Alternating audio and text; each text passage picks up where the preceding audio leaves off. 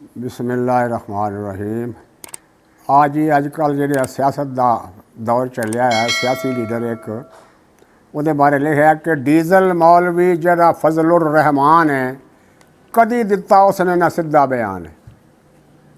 कदी दिता उसने न सीधा बयान है। बना लेंदा हर दौर में पीण खाण है, वक़्त की नबज़ नूं वो लैंदा पछाण है। वक़्त की नबज़ नूं वो लैंदा पछाण है। इंज ढिली है उसदे सिर की कमानी, घस घस के हो गई है बहुत ही पुरानी।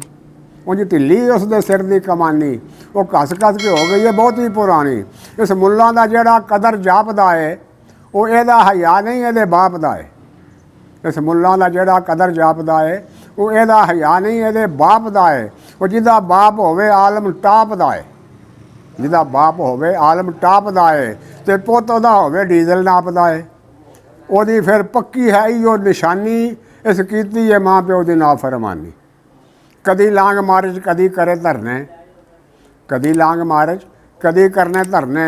इस मुल्की मईशत सुट्टी मूँह दे परने, इस मुल्की मईशत सुट्टी मूँह दे परने। पता नहीं मुकद्दर एदे कदों हरने।